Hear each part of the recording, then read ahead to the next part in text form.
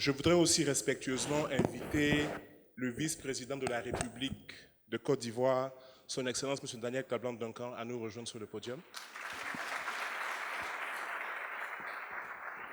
Et le président Baïdi Anne du Sénégal. So I'm actually going to start with a couple of questions to the audience as well. I just wanted to double click on something that you said in your address. You actually spoke about the excitement that you had around the Continental Free Trade Area. And it's true that when we look at the data, it's very exciting. We're talking about, the largest one of such areas in the entire world.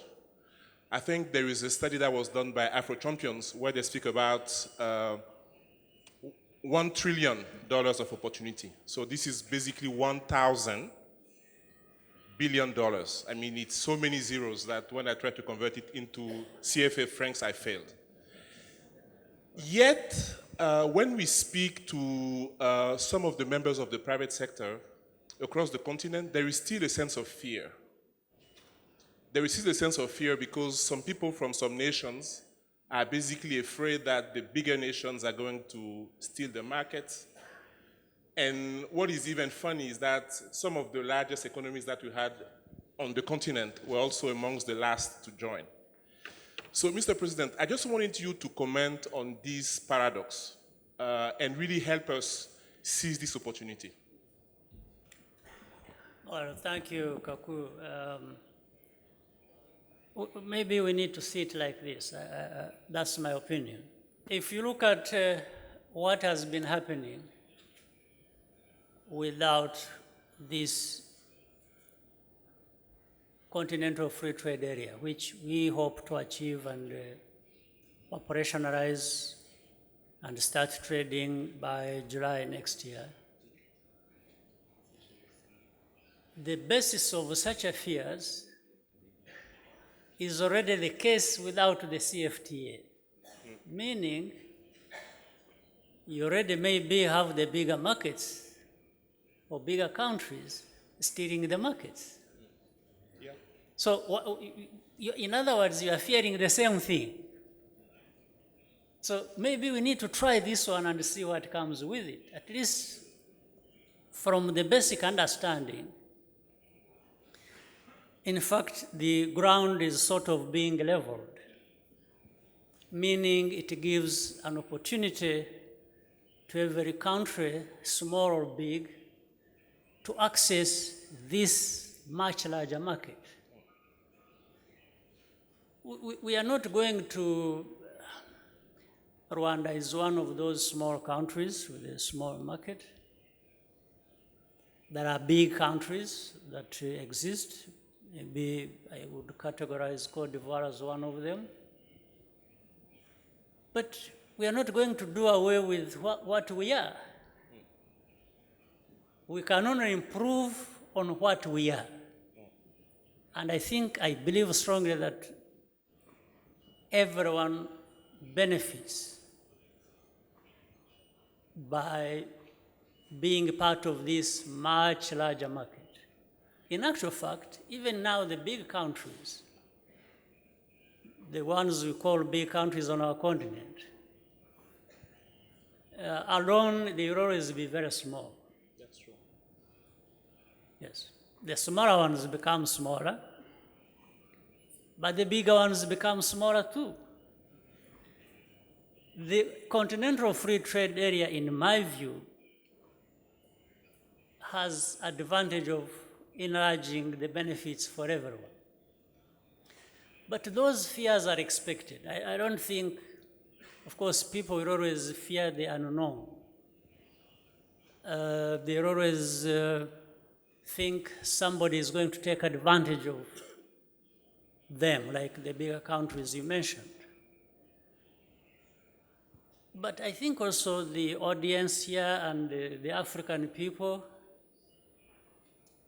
understand very well, for example, what happens across borders in any part of Africa, west, east, south, north, and wherever, mainly the sub-Saharan region, you actually find people cross borders, even with the restrictions that have been put there for one reason or another. People still find their way and go to wherever they want to go and get some of the things they want to get. So this is just another way of providing more freedom and allowing more space for people to operate freely as they wish, in fact, with the people they are connected with historically, geographically, culturally, in many ways as you can think of. So it's just common sense in my view that we need to allow this freedom of movement of people, of goods, of services, and as well as go beyond and trade with other regions outside of our continent. Thank you, sir. And in talking about this trade, actually, the statistics, I think, say that 70% of the trade we have today is from women that go from one border to the other to sell the product. So your point is very much true, and it's true at every level. I would like to ask you maybe a second question. I've had the privilege of actually, living and working in Rwanda.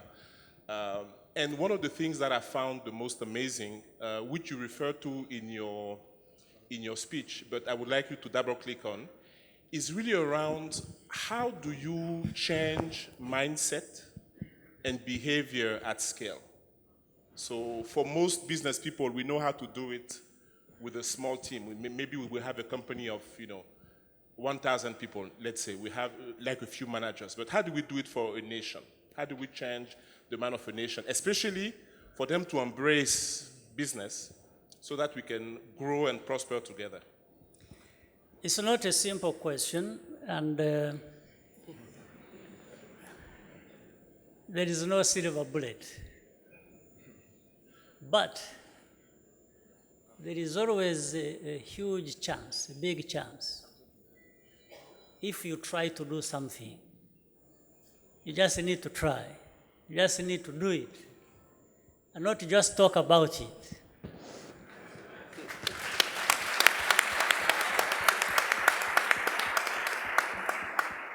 So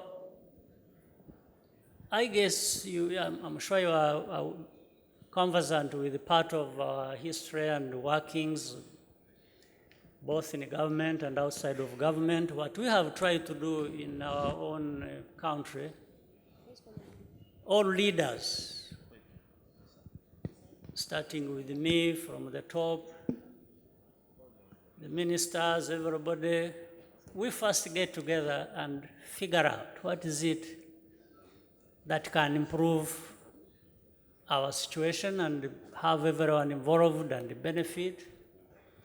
Once we have articulated that, then we go out.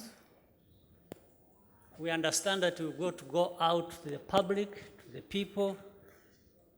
You know how many hundreds of visits I do across the country, talking with the ordinary people, the different categories. I talk to small, big business people and businesses. I talk to the ordinary citizen. We sit. Sometimes we have sat for 4 or 5 hours. And I enjoy giving them time to sit there and ask me questions and accuse each other and even accuse some of us, the leaders. Yes, and say, no, President, you promised us this. Why hasn't it come up?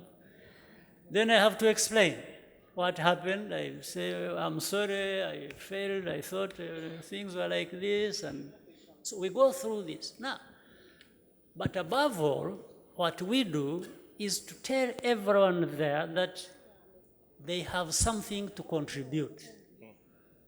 They should not always wait until the minister shows up, until some mayors, and they should always want to be doing something. And then when the mayor comes, there is what they may bring, there is also what you bring, and things are complete. So this is what I'm saying, it's not an easy thing to do, but it is doable.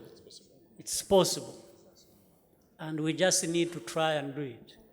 So the mindset changes, and you keep telling people, you show them the history, where we have come from, what we understand to have gone wrong, and what is it that we can do to actually make a difference. And then we challenge each other and say, let's do it and see if it doesn't bring change.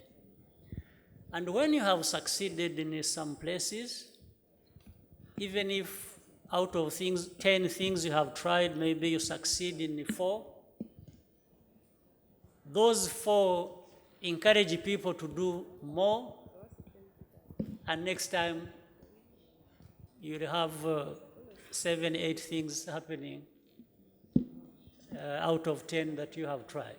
So one success, small progress leads to another, and you keep giving these examples of where you were, what has been done, and how you have got the results that everyone has benefited from.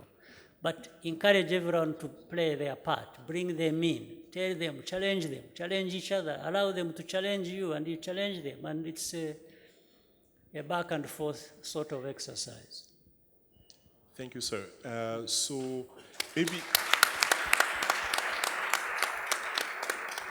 maybe one last one from me. You talked about challenging people to contribute to the common good. When I think of this business environment we've been talking about, it is a common good. But often in the conversation, and I'm speaking as an entrepreneur from the private sector, we get into a routine where we are always asking the government to do something. So in your view and experience, what is the challenge that you have for all us here from the private sector in terms of what we can do as well to make the business environment better? Both the private sector and the government need to avoid routine. Just put routine aside. Don't be afraid to try something new, because you already know the routine and you know what it gives you. So try something else. For example, what do we try again? I'm sure you are aware of this. We encourage the private sector among themselves. Discuss. Agree on what is it that actually affects them in reality. And you'll find people are affected differently because of maybe what they are doing, what they have invested their energy, their money, their efforts in. But they will also find some common challenges. Now, once that is done, the government also on our side, we try to put ourselves in the place of the private sector and say, if I were in the private sector, what is it that would actually be an obstacle to my doing good business and making profit? Or what would I be asking government to do in the areas where government has to do something? After that, we get together, the private sector, the government. We sit and say, okay, of course, it is always going to start the same way. It almost becomes the same routine. The private sector has a whole list of things they are complaining about against the government. Government becomes defensive a little bit and says, but...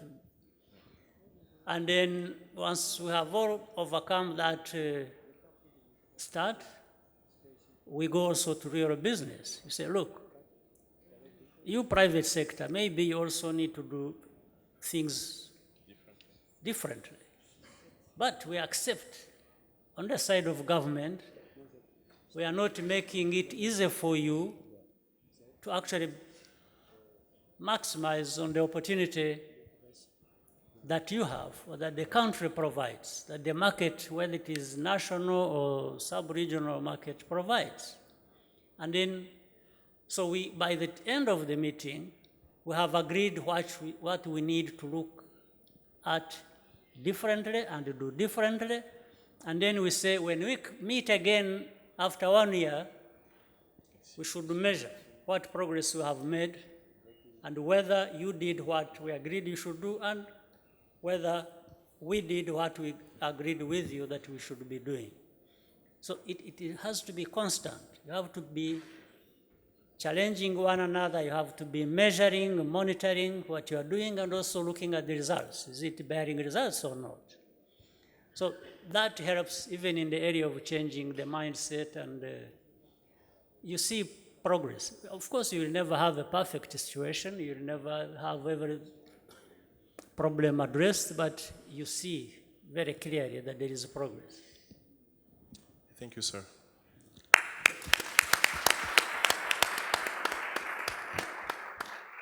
Excellence, Monsieur le Vice-président. Vous êtes un des artisans, en fait, des réformes Doing Business en Côte d'Ivoire. Et quand je dis ça, je pense que c'est vraiment ça ne reflète pas réellement ce que vous avez fait. Et je voulais vous poser en fait une question assez précise autour peut-être du problème de la fiscalité. Donc, chaque fois qu'une audience comme ça du secteur privé se met ensemble, évidemment, il y a beaucoup de questions autour de la fiscalité. Et le genre de questions qui se posent, c'est des questions tant sur la mise en œuvre de la fiscalité telle qu'elle existe aujourd'hui, mais au-delà de ça aussi des questions sur comment est-ce qu'on arrive à augmenter l'assiette fiscale de façon à ce qu'il n'y ait pas un nombre d'acteurs limité qui doivent supporter le poids de tout. Alors, je voulais que vous partagiez un peu avec nous vos idées, vos avis par rapport à cette question, de façon à ce qu'on puisse en fait échanger par rapport à ça. Well, I was expecting to have this question in English, but there's no problem. I am really sorry. As we say, ma bouche a glissé. Je suis désolé. There's no problem. Je vais parler donc en français. Je crois que c'est la plus facile pour l'ensemble de l'audience. Permettez d'abord que je remercie à nouveau le président Paul Kagame de l'immense privilège et l'honneur qu'il fait à la Côte d'Ivoire de venir lui-même présider la délégation rwandaise, participer donc à cette 8e édition du forum, la CGCI. Je le fais à nouveau au nom du président de la République donc, de Côte d'Ivoire, son Excellence, M. Alassane Ouattara. Pour la question que vous posez au niveau de la fiscalité, c'est un dossier très important, vous le savez, et à la demande du président Ouattara, nous avons travaillé sur le dossier de la fiscalité. Si je me rappelle bien, ça devait être en septembre 2014. Il y a un travail, nous avons mis un comité spécial en place pour étudier la fiscalité telle qu'elle existait et voir vers où on peut aller. Et à sa demande, nous avons rencontré le secteur privé pour travailler avec le secteur privé pour voir ensemble, comme le président Kagame disait, il y a un dialogue constant qui doit avoir entre le secteur privé et l'État. Donc c'est un comité conjoint qu'on a mis en place, je crois qu'il a travaillé pendant plusieurs mois et je crois que c'était en mars 2015 qui a sorti un document qui donnait la vision de la fiscalité prochaine en Côte d'Ivoire. Donc c'est un travail conjoint. Le dialogue est quelque chose d'essentiel. Vous savez, en Côte d'Ivoire, on dit que le dialogue est l'âme des forts. C'est le président Fauboigny qui avait l'habitude de rappeler ça. Ce document donc existe et c'est un document consensuel. Il a commencé à être appliqué dans certaines donc, de ses dispositions et il y a eu un somme de problèmes. Et je crois que le Premier ministre Gouan Coulibaly a mis en place un nouveau comité pour faire un peu le point de ce qui a été appliqué, de ce qui reste de manière à aller de l'avant. Quelles sont les grandes idées, si vous voulez, donc, qui ont été partagées avec le secteur privé? C'est d'abord, et je crois que ça a été indiqué tout à l'heure, que l'assiette du secteur privé actuellement en Côte d'Ivoire est trop étroite. Il faut élargir. Il y a très peu donc, de contribuables au niveau du secteur privé. Je crois qu'on a à peu près 41 000 entreprises qui sont concernées, alors que vous regardez, par exemple, au Cameroun, je crois qu'il y a moins de 200 000. Parce que le système informel est trop important en Côte d'Ivoire. il faut aider à passer du secteur dit informel au secteur formel et que la charge soit mieux repartie à l'ensemble du secteur privé. C'est un élément très fort qui ressort donc de ces discussions. Il faut donc le souligner. Et par ailleurs, il faut aller progressivement vers une taxation sur le secteur des douanes, c'est-à-dire les droits de porte, import-export, pour aller davantage vers l'économie réelle, donc endogène. Donc, de la Direction générale des douanes, aller davantage sur la Direction générale des impôts, avec l'élargissement notamment de l'assiette de la TVA. Et donc, il doit être moins élevé. Ce que les gens oublient, c'est que la TVA était, avant d'arriver au 18%, elle était beaucoup plus élevée. C'est un travail qui a mené sur 18%, mais il faut aller plus bas. Et aussi, au niveau des BIC, continuer la baisse, parce que le BIC était plus élevé qu'il est actuellement. Donc, continuer cette baisse de manière à ce qu'il y ait moins de charges au niveau de chacune des entreprises, mais que ce soit mieux reparti. Je crois que le président Jean-Marie Aka, quand il est intervenu tout à l'heure, a indiqué que ça devenait insupportable. Je pense que c'est un élément très fort. Mais aussi, il faut qu'il y ait des changements prévus au niveau même de ces directions générales. À la fin du processus, on doit avoir des agences avec des contrats d'obligation de résultat. Vous voyez, au lieu des directions générales. Vous voyez qu'on va plus loin au niveau de cette réforme. Donc, la fiscalité va concerner, bien sûr, au niveau donc, national, mais aussi au niveau des entreprises étrangères qui sont ici. Parce que certaines, je ne dis pas, il y a certaines qui font, disons que, une forme d'intelligence d'évasion fiscale. Et là aussi, par le biais donc, des frais généraux et par d'autres moyens, il faut que tout le monde contribue. Il faut une meilleure justice fiscale. Et l'autre élément qui semble être important lié à ça, notamment augmenter davantage l'assiette foncière, le foncier urbain, et plus tard, pourquoi pas, le foncier rural. C'est de cette façon là-bas qu'au fur et à mesure, les taux donc, de la fiscalité doivent baisser, mais l'assiette doit être élargie de manière à ce que tout le monde se sente à l'aise. Je donne un exemple, quelques exemples rapidement.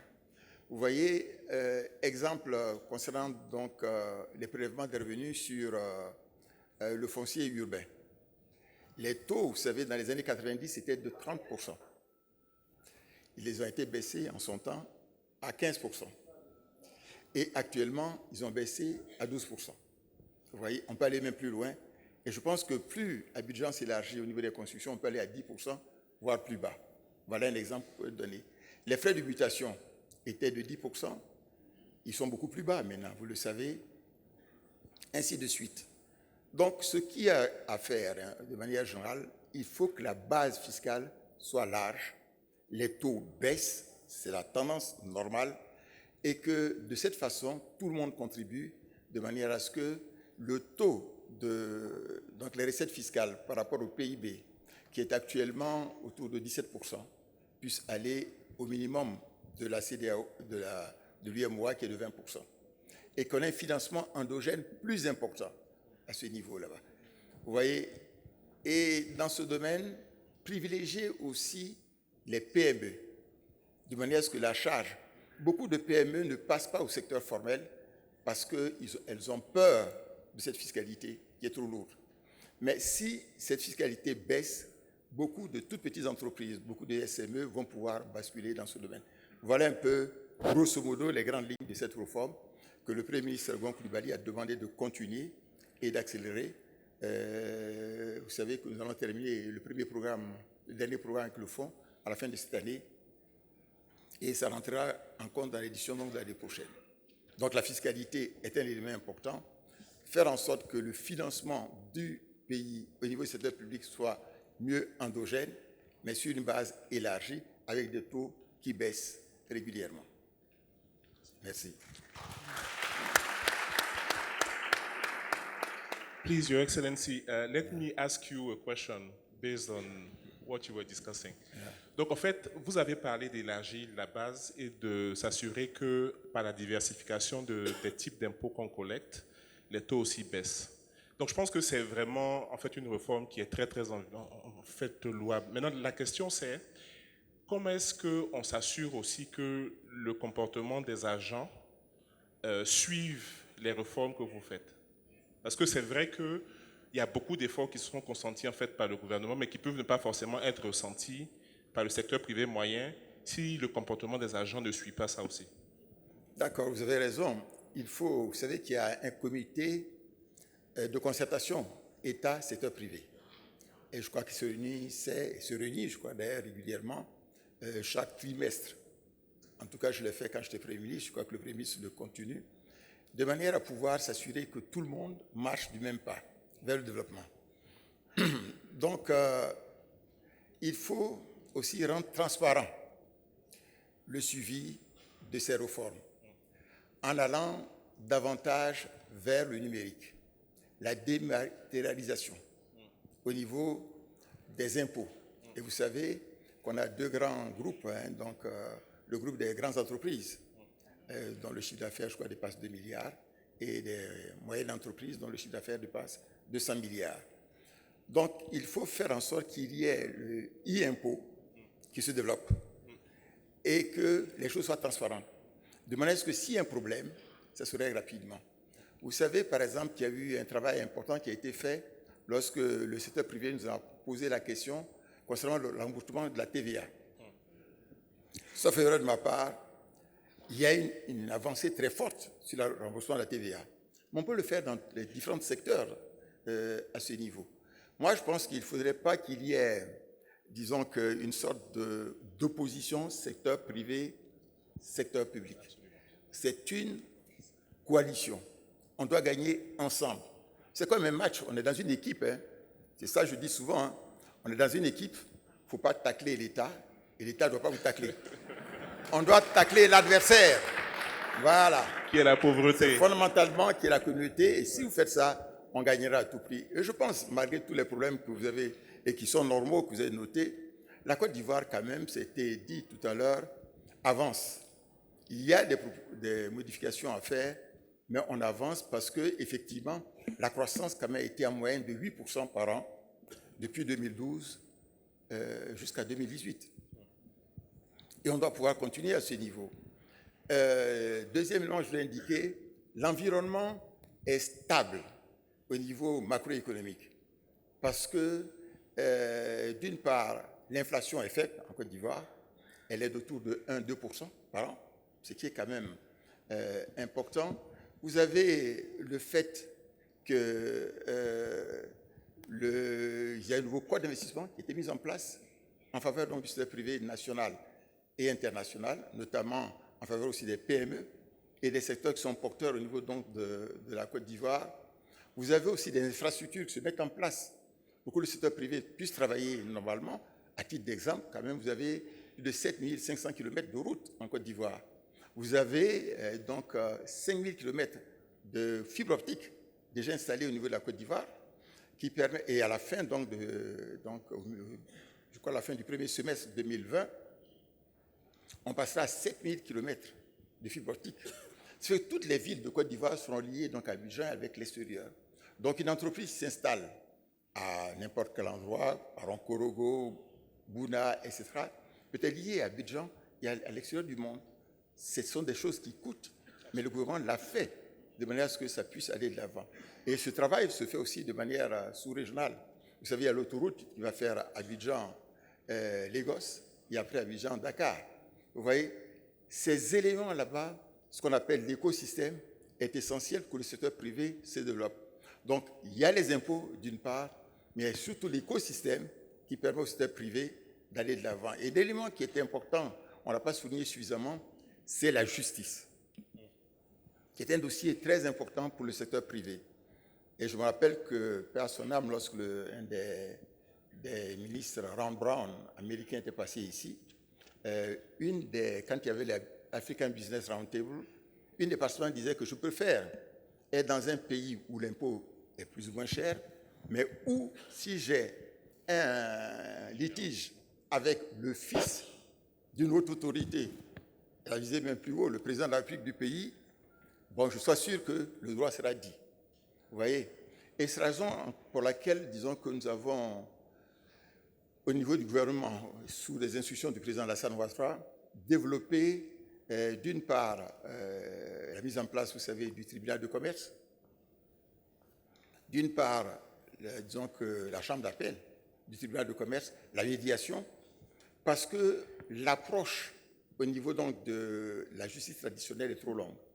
Vous savez, les Ivoiriens se rappellent qu'il y a un dossier qui a duré 20 ans, sans tort routier.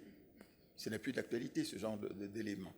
Donc, je voulais indiquer que l'écosystème doit aider la fiscalité de manière à ce que le secteur privé se sente bien à l'aise et que vraiment et ça c'est le message que moi je voulais passer au niveau de nos partenaires du secteur privé, réellement qu'ils aient de l'ambition.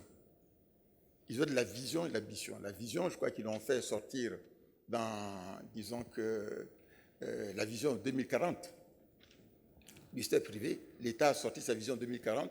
Il faut qu'il y ait donc la jonction toujours quotidienne dans ce domaine. Et je voudrais dire qu'il n'ait pas peur de sortir du marché local pour aller au régional et à l'international. C'est ça.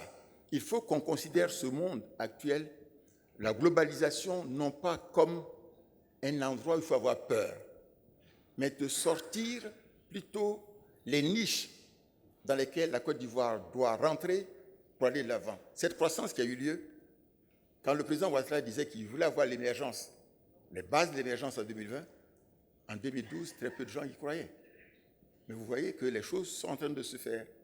Il a demandé donc dans le cadre, et je terminerai par ça, 2030, qu'on aille vers un pays industrialisé en 2040 au plus tard. Et donc 2030, le document qui va sortir avec le cabinet McKinsey va montrer les étapes pour qu'en 2040, la Côte d'Ivoire sorte des pays en développement, aille vers un pays industrialisé. Voilà un peu ce que je vais vous dire. Merci, Excellence. Donc, après cette question, je vais prendre en fait des questions de l'audience. Une dernière question aux représentants du secteur privé sur cette discussion. Alors, on a parlé de la zone continentale de libre-échange. Donc, quel genre de mesures de l'environnement des affaires, de quoi est-ce qu'on a besoin? Donc, dans l'intervention en fait, du président Kagame, il a parlé du fait que le Rwanda avait une approche où le gouvernement et le secteur privé s'asseyaient ensemble pour définir des vrais problèmes qui sont après ça surveillés sur le temps.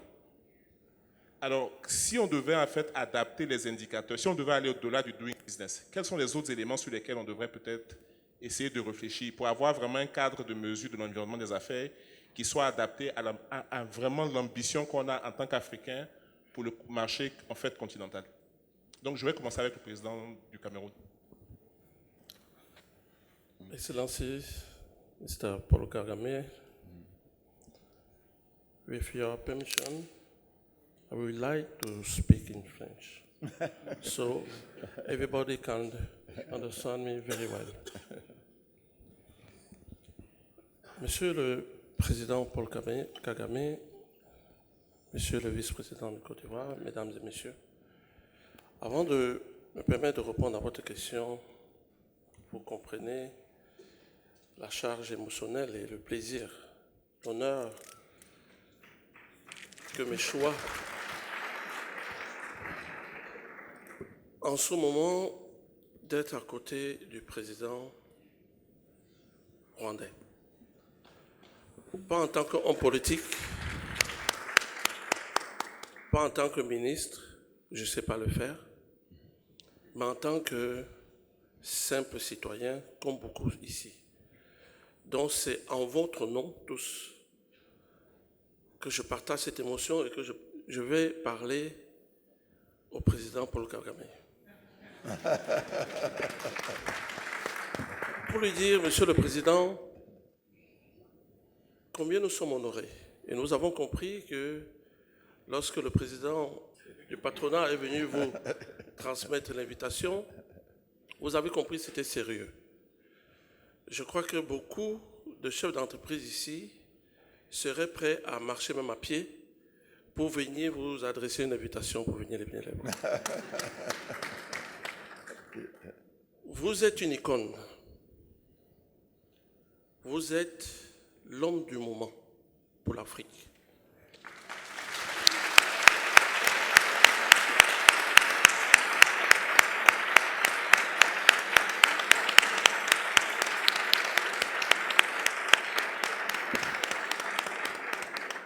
Les chefs d'entreprise ne s'accommodent pas de la langue de bois parce qu'ils font la politique, ils ne font pas la politique et que leurs paroles leur seront retranscrites après. Donc ils sont extrêmement factuels.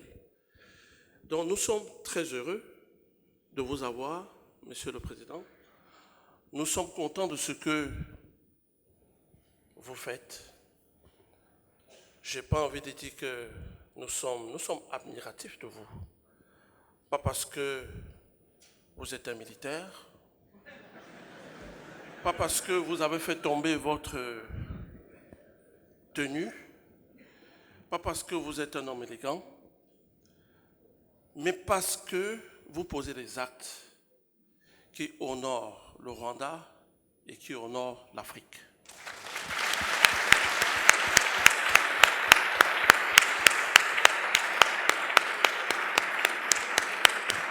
Nous n'avons pas de fierté particulière et nous n'avons pas honte d'être africains. Et lorsque nous vous voyons faire, lorsqu'on voit vos postures vis-à-vis de ce que nous avons hérité, vous donnez une réelle fierté. Fierté de continuer de travailler. Votre simplicité, votre accessibilité est pour nous, les chefs d'entreprise, le carburant dont le moteur business a besoin pour avancer. Merci pour ce que vous faites.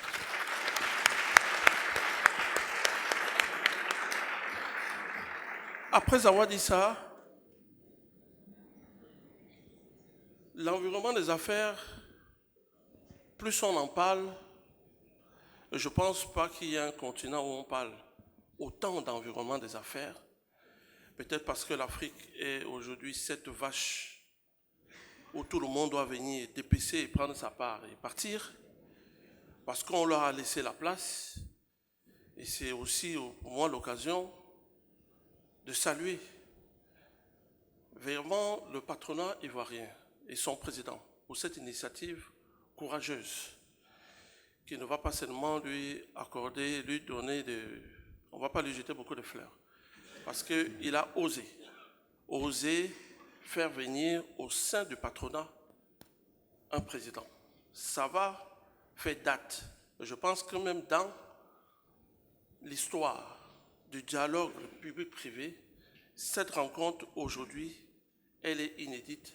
Elle restera comme une référence de ce qu'il faudrait pouvoir avoir une rupture entre ceux qui incarnent même les politiques à travers les chefs d'État directement et les chefs d'entreprise et surtout de manière transnationale.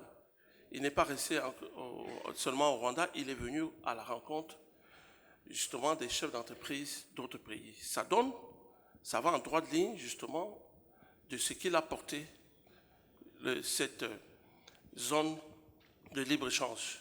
C'est un acte qui fait donc qu'on peut croire à ce qu'il a proposé, parce qu'effectivement, il est venu. Et quand on voit également ce qu'il dit, Monsieur le Président dit qu'il fait avec les chefs d'entreprise au niveau du Rwanda, j'ai envie tout de suite de lui demander quelles sont les conditions pour être rwandais, parce que tout de suite, on va très très rapidement essayer d'avoir la nationalité rwandaise. Alors, je disais que plus on parle de l'environnement des affaires en Afrique, et on a l'impression que plus c'est difficile.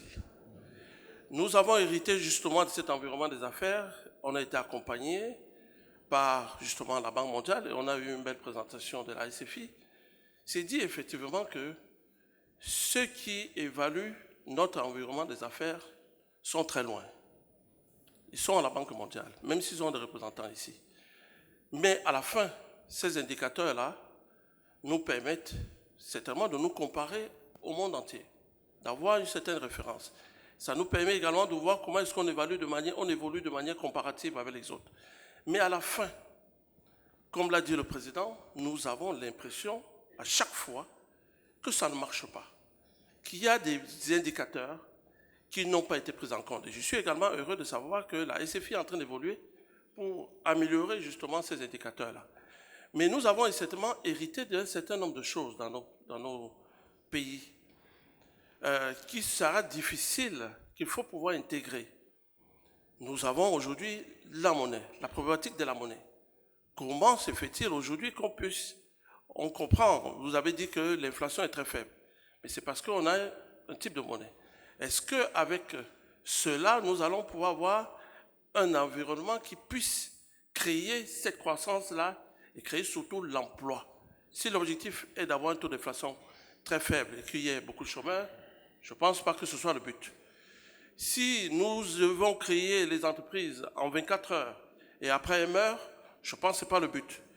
Si nous devons réduire le capital, si nous devons avoir un montant de capital qui est extrêmement faible, on atomise les entreprises. On n'a pas des entreprises fortes. Donc, je pense qu'il est question de revoir ces critères. Ce problème de la fiscalité, on le dit tous les jours, mais on a l'impression que plus on en parle, et plus vont dire on nous a compris. Mais le problème de la fiscalité aujourd'hui, et je rends compte c'est un peu valable par tous, c'est que nous avons une administration fiscale, notamment dans nos pays où nous avons hérité notre zone-là, je ne veux pas citer le nom, vous avez très bien compris, d'un système d'abord par embuscade. C'est-à-dire que on fait des textes qui sont très bien, mais derrière, on vous a gardé un petit caillou qui est là et on vous attend au tournant. Deuxième chose, cette fiscalité-là, on n'arrête pas de le dire, elle est sur un petit nombre, on le dit, c'est factuel, et en même temps on dit qu'on veut élargir l'assiette. Mais le patronat n'arrête pas de vous dire comment faut-il faire pour élargir l'assiette, mais vous n'écoutez pas. Donc, nous avons des propositions concrètes pour faire évoluer l'assiette fiscale, parce que justement ce problème de la fiscalité-là, qui devient pour certains confiscatoire, est un véritable obstacle. Donc il faudrait évoluer, garder tout en gardant les indicateurs aujourd'hui, aller les améliorer en intégrant un certain nombre d'indicateurs qui sont, je dirais, le talon d'Achille des chefs d'entreprise et qui permettront à ce que nous puissions justement dire que l'environnement des affaires est meilleur et surtout que la part des chefs d'entreprise africains, ivoiriens, dans la contribution du PIB soit plus importante. Merci. Merci.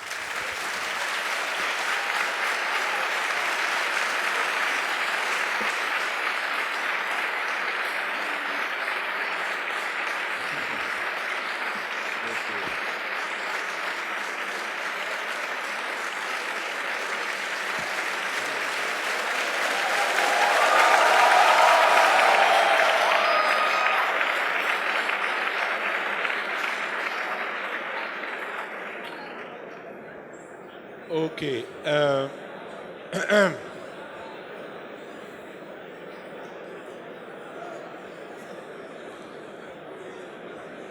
Sir, so you get to see the kind of vibrant dialogue we basically have.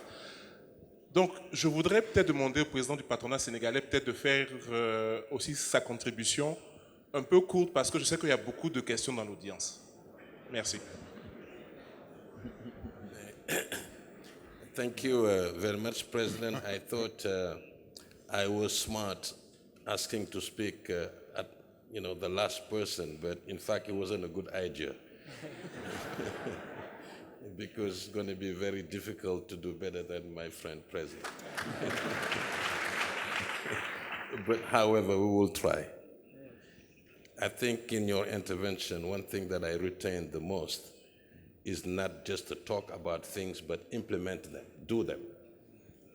Et je pense que, Monsieur le Vice-président, c'est peut-être la chose la plus importante, comment nous pouvons arriver à tout ce que nous disons de le mettre en œuvre. Parce que si l'on écoute le discours de mon ami président, Jean-Marie Aka, le président du patronat camerounais, les ministres, Monsieur le Président Kagame, le vice-président, en fait, nos discours ne sont pas divergents. nous disons tous les mêmes choses. Mais what do we do about it? How do we implement things? C'est ça qui devient la question. Parce que bien sûr, tous nos différents pays, nous avons tous, en dehors de l'environnement de nos affaires, nous avons un cadre global. Monsieur le vice-président, vous l'avez évoqué pour la Côte d'Ivoire, la perspective 2040. Au Sénégal, c'est le plan Sénégal émergent, la perspective 2035. Et tous ces plans disent 2-3 choses.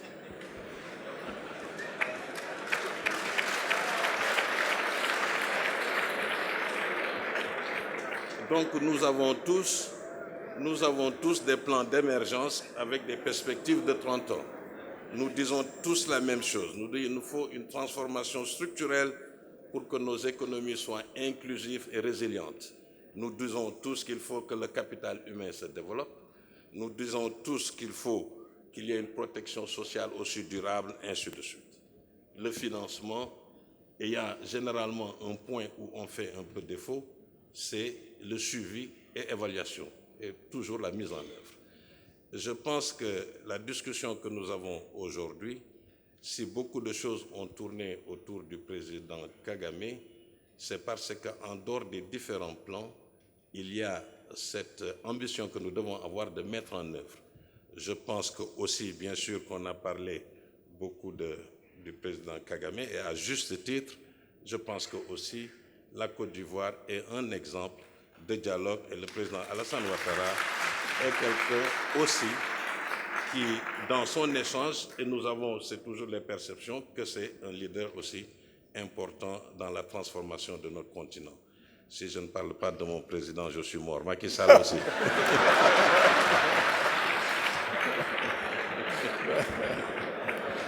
Bon, mais pour ne pas aller dans les questions de réforme de l'environnement, les trucs juridiques et toutes ces différentes choses, je voudrais en réalité évoquer 2-3 sujets sur lesquels nous devons apporter des réponses. Bien sûr, en dehors de, comme je dis, la justice, tout ce que nous disons tous les jours, en termes de perspective, nous devons nous interroger tout au moins sur 3 transitions qui affectent le monde des affaires. On en a parlé ce matin, bien sûr, la transition digitale. Je disais l'autre jour, la plus grande société de taxi, c'est Uber, et ils n'ont pas de taxi. La plus grande société d'hôtel, c'est Airbnb, et ils n'ont pas d'hôtel. La plus grande société des médias, c'est Facebook, et ils n'ont pas de contenu.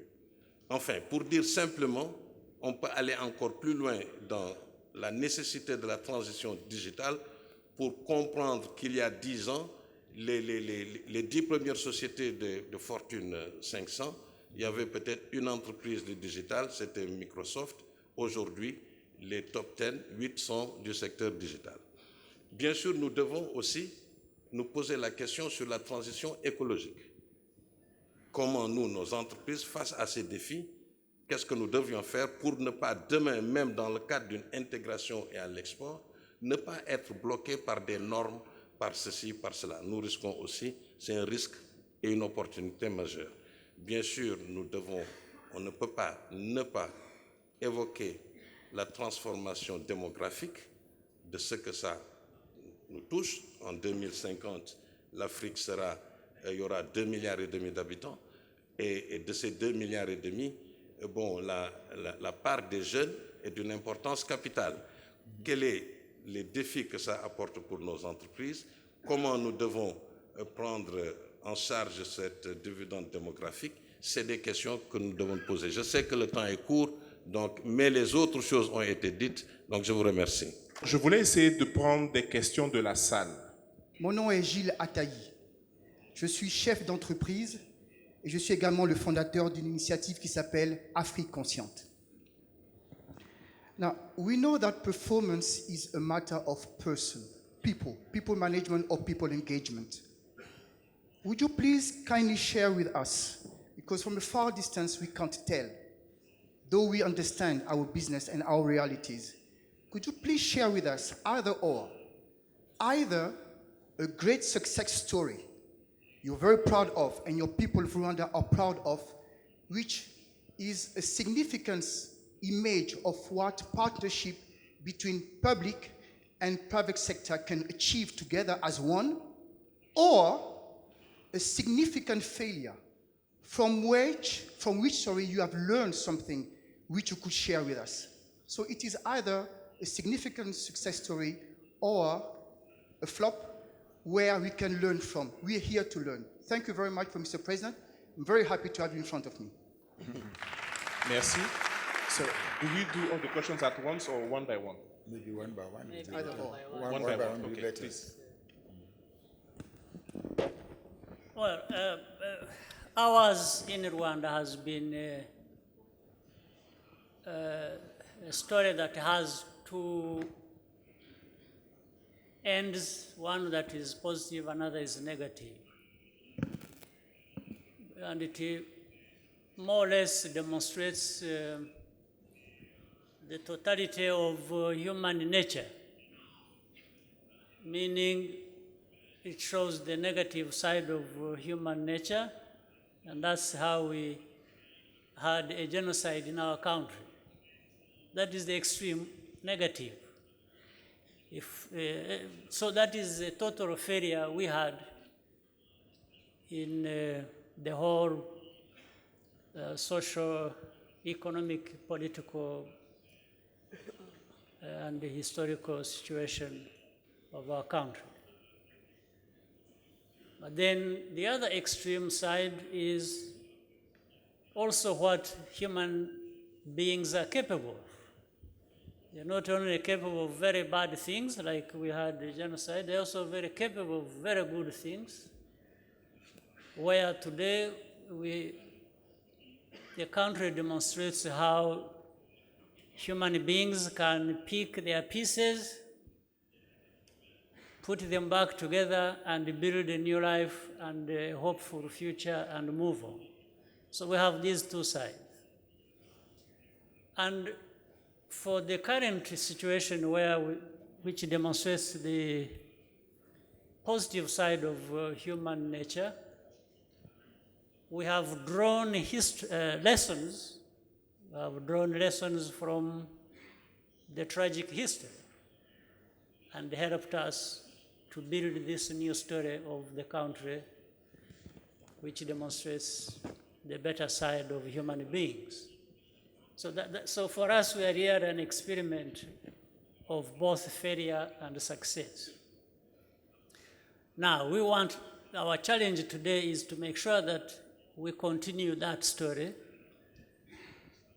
that demonstrates the positive side of human beings and not slide back into the tragic sort of situation we had in our past. So that's where the challenge is. So we continue building, bringing people together in everything almost. Because we have started from nothing, we are now building and have formed something that we can look back to and say, this is a foundation that we have laid and we should keep building on it positively moving forward. Thank you, sir. My name is Nabou Fall. I'm an entrepreneur, and I'm a co-founder of an incubator for young entrepreneurs in Côte d'Ivoire. I'm also involved in various initiatives related to women empowerment throughout Africa. And I would first like to thank Mr. President Kagame for being a feminist for all of us African women. And I wanted to tackle the point of gender diversity and inclusivity as a very important point in creating values in enterprises and in Africa in general. And I would like you to give us tips, us all, on how to achieve gender balance and gender equality in enterprises and in governments throughout Africa. Thank you. Well, much as that is a broad question, I try to narrow it to saying that gender parity or gender balance should be a result of even common sense. It's both common sense, it's also a question of rights. In our case in Rwanda, we thought it was common sense to bring everybody in our population, man or woman, to be productive to the extent that we address the challenges we have had and we still have moving forward. 52% of our population are women. So when you empower the 52% on top of the others, absolutely, then you are better off. You stand a better chance of moving forward. That's common sense. But the 52%, which we always talk about, have been left behind for various reasons, including some of the things not intentional as such. I quickly give you example where a poor family having 4 children, 2 girls, 2 boys, because they are poor, they have always chosen to only make sure that the 2 boys go to school, the 2 girls remain at home. So that is something that people are just doing not because they intended to discriminate their girls, but it was a choice that was having to be done based on some reasoning that since they can't afford all of them 4, they would rather go with the 2 and leave the other 2 behind. But there are many other reasons that have left women behind. So investing in women first in education, that is key, that's number 1. We invested in their health as well because they are mothers of girls and boys. So if we have healthy women, we have a healthy population. And so we are looking at the picture holistically, a population, our population, all of it being involved. And naturally we had to consider women being part of that because they had been left behind. And that's how we made sure that every child goes to school, and that covers women or girls as well. So if you apply that principle in every sector for gender, then you make the kind of progress that you want, that everyone wants, and we are talking about. Thank you, sir. Bonjour, je suis Marie-Agathe Amoy-Konfo-Kemberg, PDG des éditions Eburni. Monsieur le Président, plusieurs spécialistes estiment que le retard de l'Afrique est dû à certains complexes développés par l'homme africain. Selon vous, comment pouvons-nous rendre les Africains plus fiers de leurs capacités et de leur potentiel afin qu'ils prennent eux-mêmes en main le destin de leur continent? Et qu'en est-il de la solidarité africaine pour le développement de ce même continent? I had not properly understood your question, but I've been helped to understand I mean, we have to start from what is it that took away Africa's pride in the first place? Why has the African not seen ourselves as being capable, as being endowed with so many other things other people have been endowed with? So I can't find a reason why that should be the case. Even if in the history back long ago, even if you would be conquered and overrun, and whether it was slave trade or colonization or kinds of things, okay. But that should have been more physical than psychological or mental. You can conquer somebody physically, but why should why should the person lose as long as you are still alive? In the end, we have to recover that sense that we are capable human beings as anyone else, as the Europeans, as the Americans, as the Asians, as the Russians, and yes, because that is the truth. So we just have to accept that truth and not be lazy about working to achieve what dignity builds on. Dignity builds on being capable to provide for yourself. You can't have dignity when all your life you are dependent on somebody else. You can't. There is none of it. But then the question is even why? Yes, and by the way, poverty that is prevalent in our continent, poverty should not be a permanent state that we find ourselves in. It is a state we may be in today, but we can do something to get out of it. We can do it by doing things ourselves. We can get out of that by partnerships we forge with others to do what benefits us and benefits them. But still, we have to make this kind of transformation. And the drive should be that dignity that everyone requires, including those who take care of us. Those who take care of us actually have their own dignity secured, so they pretend they are going to secure the dignity of others. So, and those are ourselves, which is never secured for decades or centuries. So we need to just come to reality that there is possibility of being responsible for our transformation, and it is a matter of time. It is also a matter of effort we apply in the time. Thank you so much, sir. Je voulais encore une fois remercier son Excellence le Président Paul Kagame.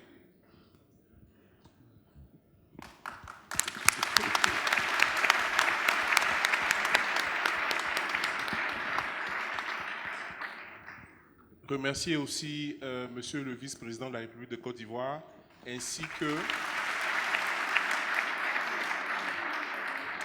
Messieurs les présidents du patronat du Cameroun et du Sénégal.